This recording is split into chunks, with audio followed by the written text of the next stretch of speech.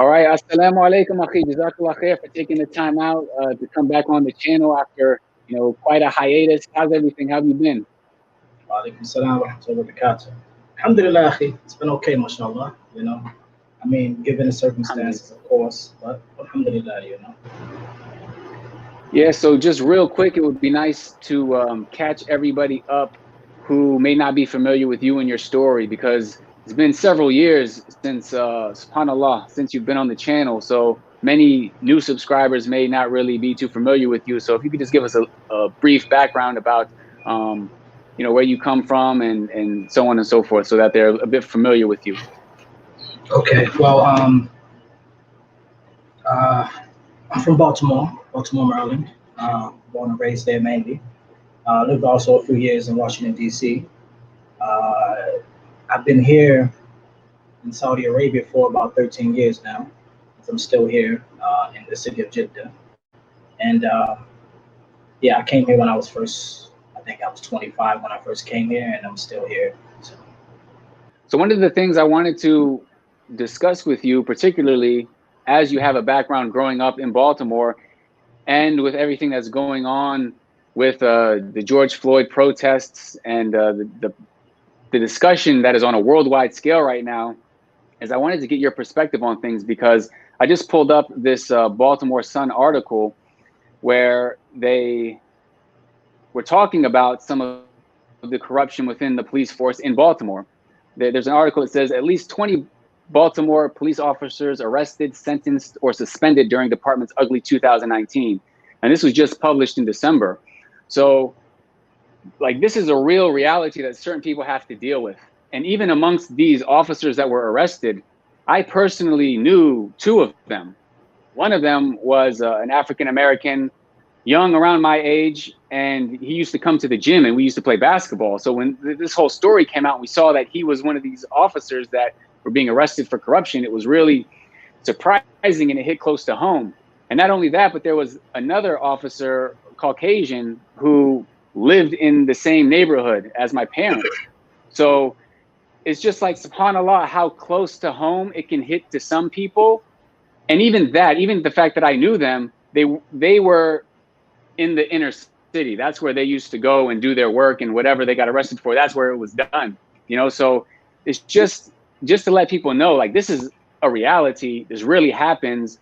For those of you who act like it's a myth or something like that, like, this is something that people really have to deal with. But specifically, someone like yourself who grew up in Baltimore, where they actually patrol, where a lot of this stuff actually happens, I would love to hear your take on what's been going on, maybe your past experiences, just to get the message out there, and perhaps we can all benefit and learn. Okay, Bismillah, salatu wassalamu ala rasulillah wa ala alihi wa sahbihi ajma'een, amma ba'd. This particular situation, it definitely, it strikes a chord.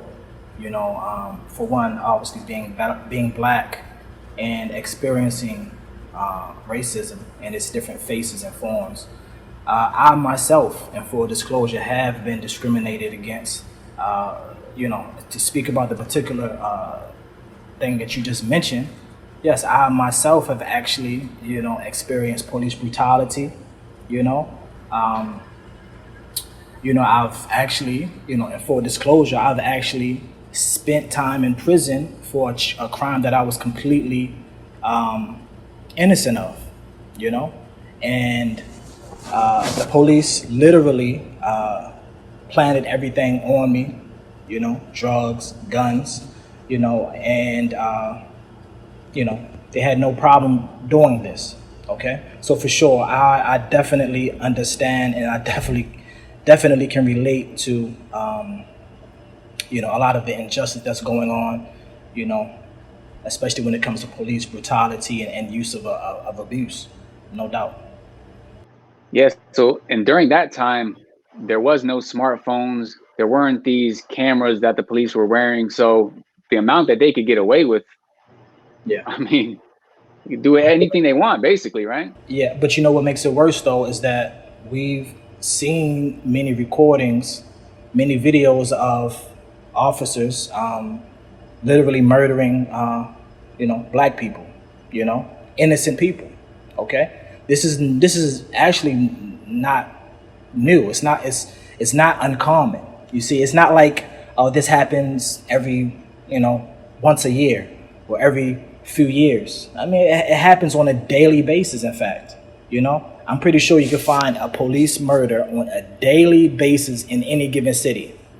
You know, Yeah, and you know what so else is it's not. interesting is depending on the area, it's like night and day. Because, for example, there were certain neighborhoods that I would just visit. I might have had friends that I would go to their house versus where me and my family lived.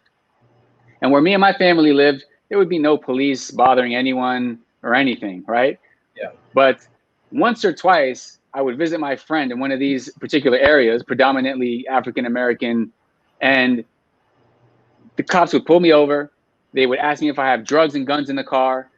Um, and really, I mean, it's outrageous, because that would never happen where all of the years that I was alive growing up in these other neighborhoods, yet it seems like a daily occurrence, depending on where you live. So if you could give us some insight into that, I mean, how frequent was it that police would interact with the people in Baltimore, and you also grew up in DC? Like how much of a common occurrence was it that the police would, just stop you, harass you, ask you questions, things like this? It was very common. I mean, very common. The police are very aggressive, overly aggressive. Okay, the way that they address you in, you can say, a white neighborhood, a more upper class neighborhood, would be totally different than the way that they would address you and approach you in the black neighborhood. You could literally be walking down the street and they could just walk up to you, run up to you, grab you, start checking your pockets, without any suspicion, without any proof of evidence, without any reason to do this. Just because you're black, you're walking in a certain neighborhood, maybe you fit a certain profile, let's get them. It's very common, very common.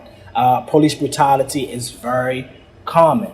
This is something that obviously the social media era has kind of shed more light on it, but it has been going on for years, literally.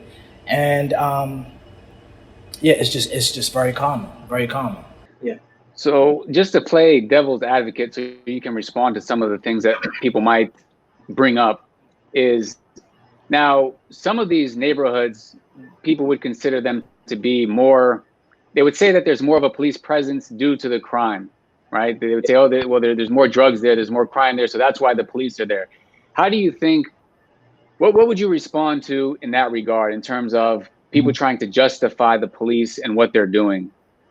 Yeah. And of course, these are going to be people who don't live there, because I'm sure people who live there have a completely different perspective once you're experiencing these things versus people on the outside looking in. So that's one of the reasons why I think it's beneficial for you to share with us from a first person's perspective, about these things. Oh yeah, of course. These places are, I mean, some of the neighborhoods I've lived in has had a high concentration of, of crime. We're talking about murder, drug use. We're talking about, selling drugs and the likes of this. So of course, obviously, there's going to be more police presence, of course. However, we would be remiss if we don't mention the fact that a lot of these situations are created through certain, you can say, social constructs, certain systematic oppression and racism to some degree. Now, let's do this though, because I'm not going to sit here and I'm not going to blame the white man, as we say. Oh, the white man is the devil. It's the white man's fault. This is not how I am as a person, as a Muslim as well. I mean, you and I have known each other for some time, and I've never exhibited these type of feelings towards anyone who's white. I don't feel that, I've been oppressed by the white man, as people say. Okay, so it's no doubt upon us to take ourselves into account. Okay, to hold ourselves accountable and to stop doing some of the things that we're doing. we have to, it starts. I mean, there's so many layers that has to be peeled off on this particular subject. We have to take ourselves into account. We have to, literally have the initiative, the personal initiative to take ourselves out of, the tough situations that we're in. Seek education, okay? We should want to try to change things for the next generations to come, okay? I myself, I've grown up in the hood, in the projects, I've seen violence. I've seen some horrendous things. I've seen a murder when I was only 12 years old, literally right in my face, you see? So you could imagine the effects that has, okay? I've seen the effects of drug use in the household, addicts. That was one time when I actually lived, you can say, in a crack house, literally, So I can understand how things are on the lowest levels, you see? And I always talk to my friends and my family and everyone, that comes from that we have options. There are ways to get out of it, but you have to have a personal initiative, okay? However, as I mentioned, I will be dismissive if I don't mention the fact that, yes, there are some things in place that are against us, which is, the systemic issues that are in place, the lack of resources, you see, the lack of opportunity, the lack of exposure to other different things. I've known some people that's only ever been in their own neighborhood their whole life, or their own hoods. This is all they know, So these things exist. I mean, you have the, the resources are depleted. You go to the schools, it's like day and night. You can go to a school in the county, in the more influential community, and they have all of the resources they could possibly need. You go to some of the communities, some of the schools in the hood, their books are falling apart. They don't even have proper air conditioners and heaters, you see? If I can just mention, growing up playing basketball, the AAU tournaments every year, it was at Lake Clifton High School. And just my perspective, I went to school on Fort Meade, which was a military base. Are you familiar with Lake Clifton? You've been there. Oh, yeah. And is that? Oh, yeah. East Baltimore, yeah. So we would go to Lake Clifton, from all over Maryland. That's where the state tournaments were. And you go there and it's like night and day. It's like you have bars on the windows. It was very scary and intimidating, to be honest, from somebody who doesn't come from that. It's like, it looked almost like a prison, Yeah. So what you're saying, I mean, I can just saying in comparison to what I was used to, just going down into Baltimore, driving through Baltimore to get to that high school, and then being there and just seeing what it was like. I mean, subhanAllah, you would think you're in a different country. Exactly. Yeah. And I think that's one of the main issues, the lack of resources that we have, No doubt. Another thing I wanted to add as well is, when you're in that environment where you have drugs and you have guns and you have all these things that are prevalent, I mean, how can one, it's good that you have this, you're pushing this level of personal responsibility, because of course, doing your best as an individual and relying on Allah subhanahu wa ta'ala, that's better than trying to depend on somebody else. However, I can't imagine myself or anybody, regardless of your color or your background or anything, growing up in that environment and not getting involved in it. Because, for example, for me, I can say probably the most contributing factor for me not getting addicted to heavy drugs growing up, or not being a drug dealer or a gangster or something like that, was because I had no access to it. If I grew up around it and there were drugs right there, there were guns right there, and I was in that environment, there's no doubt, I feel like 100% I would have joined that lifestyle. I might have gotten addicted to drugs, or I might have gotten involved in gang life and gone to prison. So I think that's something that people also need to realize and have empathy for, is that it's easy to sit there when it's not your reality. like, oh, people, they need to just overcome that and get an education. Okay, people have no clue. I think these same people, if they grew up in that environment and it was a reality for them, the amount of them that would have fell into it, and the same stuff that they criticize people for, they would have fallen into it. Like, there's no doubt about it. I know I myself would have, you know? Yeah, I mean, see, this is the thing. You don't know until you know, and the reality of the situation and how deep it is. It's deeper than deeper. It's deeper than you can imagine. You know, um, when we think we have a quick fix, oh, just get a job. You know, racism has been over, or slavery has been over for 50 years or however long people say. Just do this, just do that. They give a very simplistic answer, or resolution, or way to resolve the issue. But it's way more complex than you could possibly imagine. Possibly imagine. Obviously, some things they do stem from slavery. When you come from, when you have, a system that literally destroys, you can say, an entire race of people for hundreds of years. There are certain things that are going to be that are going to remain in a person's personality. I don't want to say genetically, but there are certain things that are going to remain. Psychologically, mentally, that are remnants from slavery. Okay, we don't shift the blame and put it all on that. However, it would be remiss if I didn't mention that. Okay. So these are some reasons, and then also on top of that, the lack of resources that people had, the lack of education, the lack of, so many things that are needed in the hoods. It's just totally void of that. It's really a sad situation. It's really a sad situation. Yeah. So now that I think the problem has been identified, it's becoming more and more widely recognized.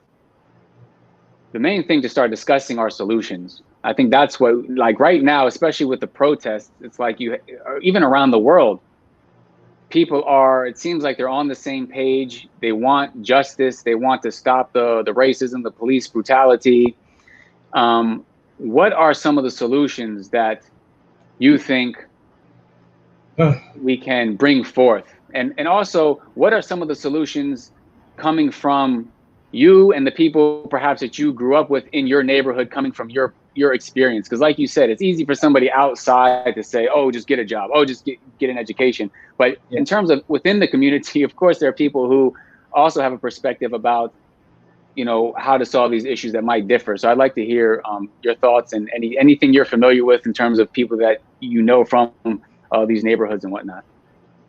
Oh, okay. The way to maybe start change is, for one, and I'll take myself and I'll take, I'll call my own out, you can say, and we needed to have some self accountability for some of our actions and some of our ways and some of our deeds. Okay.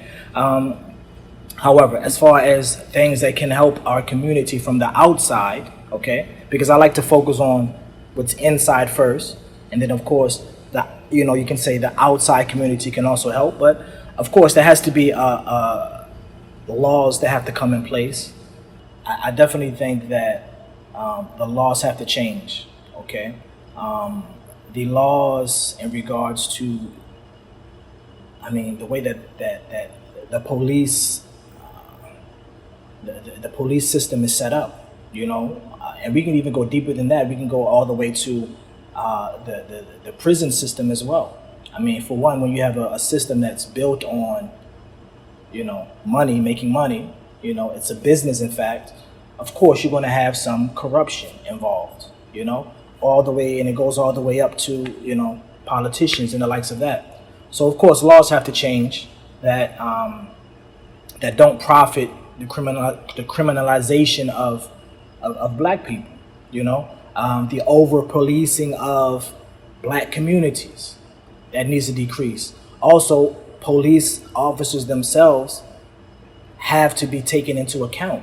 I mean, sadly but true, I would not be shocked if, because all of those police officers involved allegedly are arrested or were charged with the murder of this man, despite how vivid of an image it was of this man being slaughtered. I wouldn't be surprised if they're found not guilty. Okay, that's the first thing. But this is what surprised me the most, is that people were messaging me from here, people that were born and raised here, of different ethnicities. We're talking about Arabs, Saudis, we're talking about even different Africans, you know. They've been messaging me, and we've been discussing this issue as well, which shows how much press and how much, how much this particular incident has spread across the whole world, in fact. You know, I didn't even know that it was trending as much as it was until everyone started messaging me, and they were telling me about how it's on the Twitter feeds and these different sites. You know, I wouldn't be surprised if these guys are found not guilty. I would not be surprised. Why? Because of the way the system is set up. The system is set up, you know, in fact, to just help them out and to, make it seem like we're the bad guys. In fact, it's set and up we see it playing out right now, because first of all, the officer, it took like all these protests for him to even get arrested in the first place. And then after he was arrested, now we see people trying to act like the cause of death was something else when it's clearly on video what happened. You know, and then I think they had it on a third-degree murder, and then they upped it to second degree. And, like you said, man, it's like they're as vivid as this video was, as clear as day as it was. It's like it's still taking all of these protests and riots even to try to get justice, and they're still trying to twist it. Exactly. And to go deeper, right? So my experience, personal experience with the criminal justice system or criminal system, whatever. And I was a juvenile when they framed me, 16 years old, maybe younger. I had no idea about my rights. Obviously, I come from a low class, poor family, okay, where we couldn't afford proper representation, So obviously they gave me a public defender, right? That did not even ask me if I was innocent or guilty. Literally, it was about getting a plea bargain. That's it. Okay. So you're speaking to a young child, a young teenager that has no clue about the system itself. So it's overwhelming. You see, it's overwhelming, and it's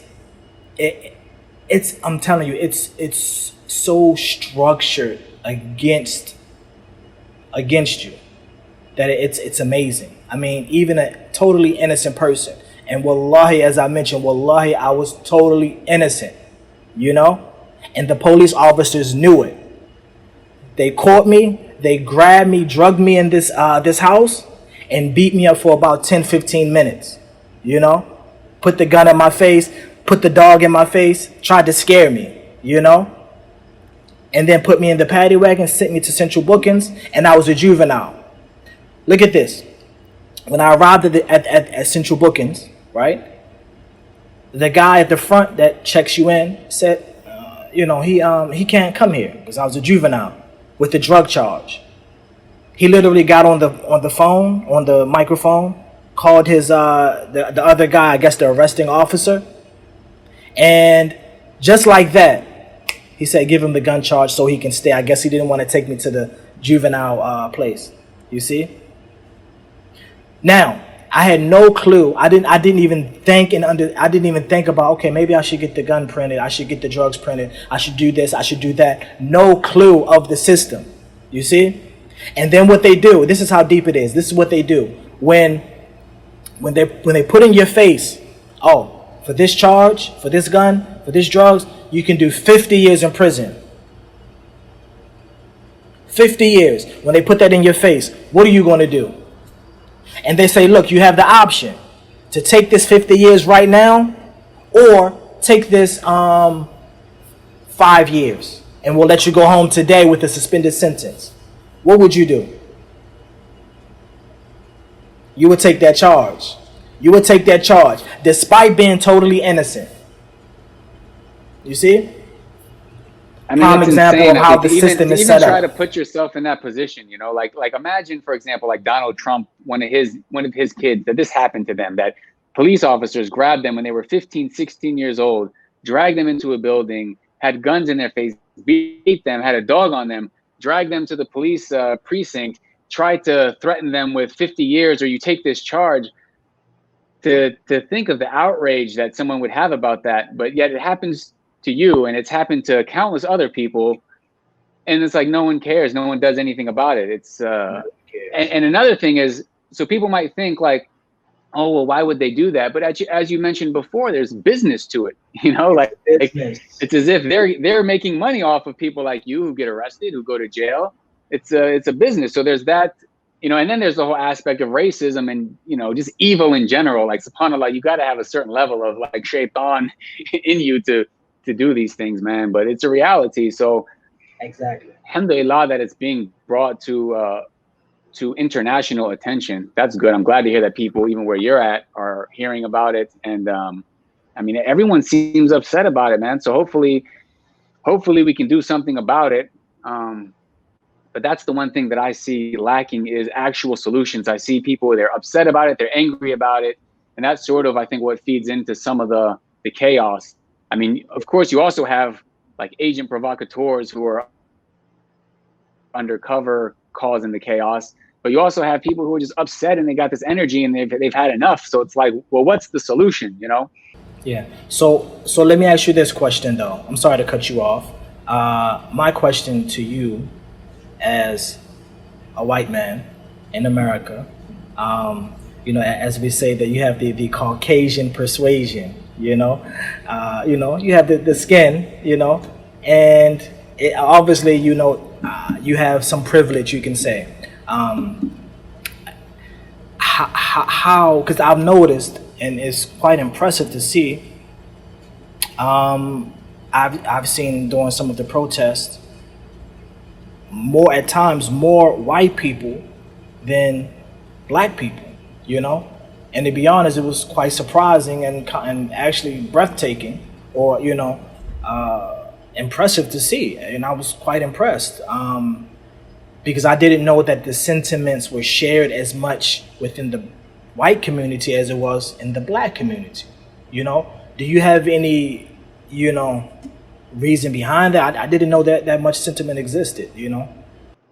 I mean, I think America is so big and there are so many different communities and groups and religions and ideologies that I don't know, man. It's hard to really understand where everyone is coming from and who really exists amongst like these different factions, these different colors and whatnot.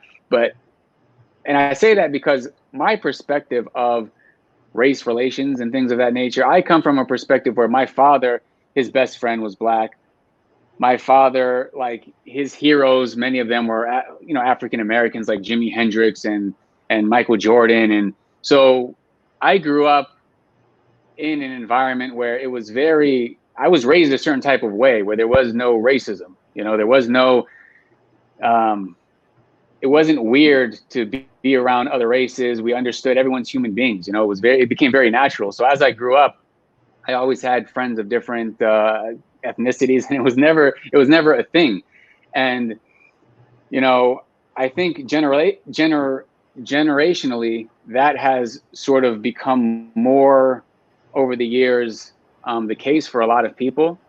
So, for example, that was the case for me. I grew up, I had best friends who were black, who were Puerto Rican, who were Korean, who were white, who were everything. And race, ethnicity was never an issue. Whereas my dad, for example, growing up in like the 60s, it was things were a bit more obvious in terms of, these people are this race, those people are that race. But people like my father, I think they grew up sort of destroying that amongst their kids. And then, of course, me raising my kids, they're also gonna, have those values instilled in them. So I think now what we're seeing is just a product of this newer generation who is they're much more open to being openly against racism and seeing the absurdity of it. But with that said, America is so big, you still have certain people who it's all white people where they're at, I mean, even here where I'm living in Jacksonville, there's a masjid across the street, and you have people from Afghanistan, people from Iraq, you have African Americans, you have white Americans, you have everyone. But then if you take a few turns, you'll be in areas where it's all white. You might even see like Confederate flags being flown. And so that's the thing that's interesting about America is it's like, it's so big, and some people they just come from completely different realities, yet we're all supposed to be one country. We all might be in the same state, the same town. So I think that's why things can get exaggerated, because there might be a lot of people who are on the same page. They see the racism, they're against it, they want to change it. And then you might also have certain segments they still have that racism in them. So it's sort of like, well, what do you do about it? And that's why America seems to be becoming so polarized. Like it's really crazy how polarized factions of America are in terms of like the right and the Trump supporters, and then the left and the social justice warriors. And, so I don't know, man, like that's one of the reasons I wanted to talk to you and get your perspective, because a lot of it is just being open to discussion and getting to know each other. And at the end of the day, Akhi, I'm sure you'll agree with this. Islam is the solution, but it's like that. Sometimes that can be too general of a slogan, but to me, I don't see any other solution to the problem. So it's sort of like, I guess, taking that general statement of Islam is the solution and then trying to get the specific solutions within Islam and treat some of these issues within the society using those, more specifically. But I'd like to hear your take as well. No doubt, Islam is definitely a cure for a lot of these ailments that exist. Not a lot, but in fact, all of them. I mean, there is no illness except there is a cure for it. Okay? But those that know about it, and those that don't, just don't. But there is a cure that exists. And that's according to the statement of the Messenger of Allah sallallahu alaihi wasallam. So just to, so for me, for disclosure as well, I was obviously living a certain lifestyle, I don't want people to understand that or to assume that I was just walking down the street one day and the police came and grabbed me. No, I was living a certain lifestyle, I was involved in things that I shouldn't have done, however, so when I was in prison, when I was incarcerated, I became Muslim, I think at that point I was in a very, I was in an angry state. I didn't know what path I wanted to take, and I guess I was searching for something. I was searching for my soul, and I always knew that there was a God at that time. I knew, that there was a higher, creator, and I knew that I always had a purpose in life. I just did not know what that purpose of life was. And the minute that I became curious and I really grew the desire to learn about Islam, mashallah, the second that I began to learn about Islam, it's as if my heart opened, when it once was restricted. And, mashallah, a lot of the answers questions that I had, I found the answers in Islam. For example, what's my purpose in life? To worship Allah, to enter into Jannah, after the worship of Allah. That's what my goal is. So now I have a purpose in life, okay? And what about, we can look at the issue, look at the issue of racism and discrimination, okay? Do I hate white people? Do I feel like the white man is against us? No, personally, I don't feel that. And obviously, Islam also teaches us that we're supposed to treat everyone equally, And the only ones that are better than others are based upon their iman, based upon their level of faith. You see? That's it. So no one is better based upon their skin color. This is what Islam teaches us. You see? And Islam solves so many social ills that we have: discrimination, racism, obviously the issue of murder. You know?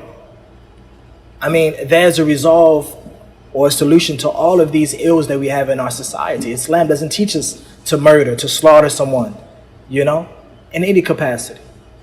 So, I mean, alhamdulillah, may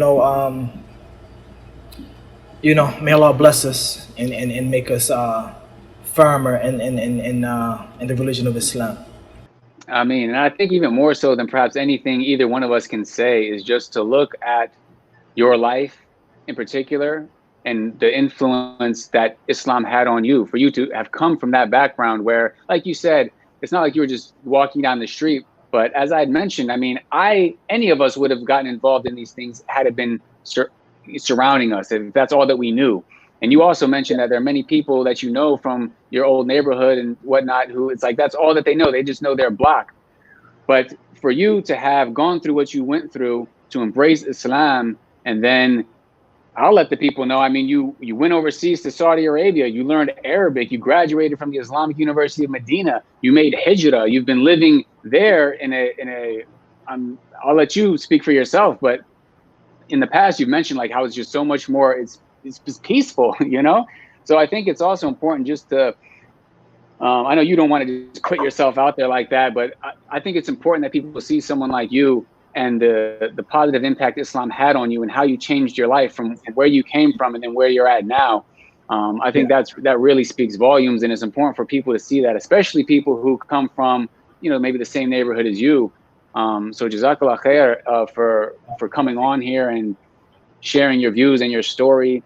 And I guess in conclusion, if you just want to just update the people on where you're at now, living in Saudi Arabia, and let them know how Islam has affected the society you're living in, and how it brought about this positive change in your life, and about how other people can also attain it, which is something that many people have the same experience. Like the brother that comes to mind is Mutabil, who was rapper Napoleon.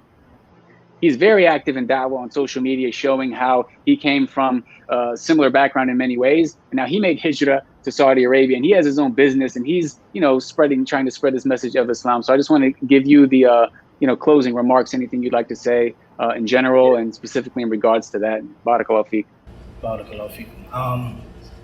Well, let me say this. Let me respond to what you mentioned, as far as people that are involved in, or they live in those communities where you can say that's all they know.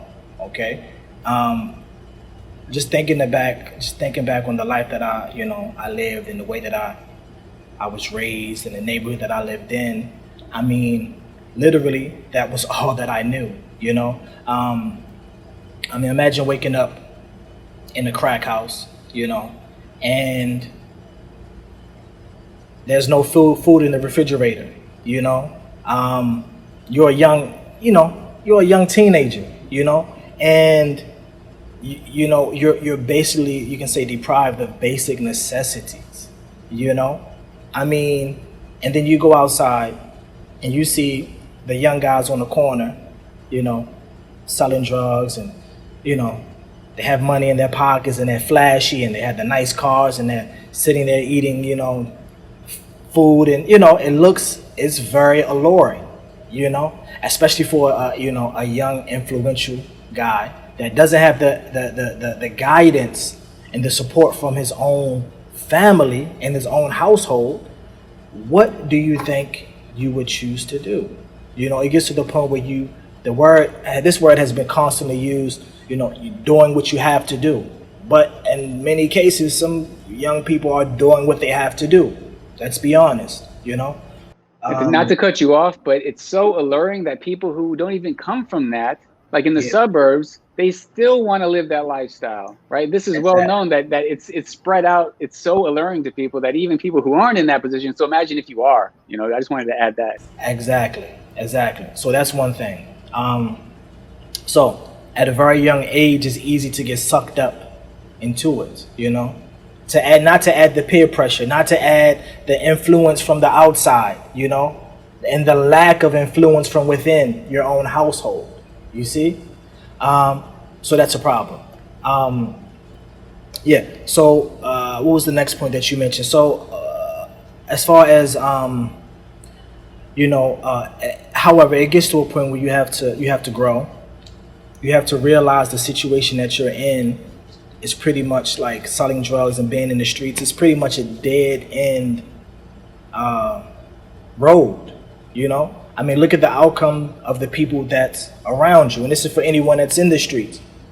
Look at the outcome of the majority of the people that's around you: prison, death.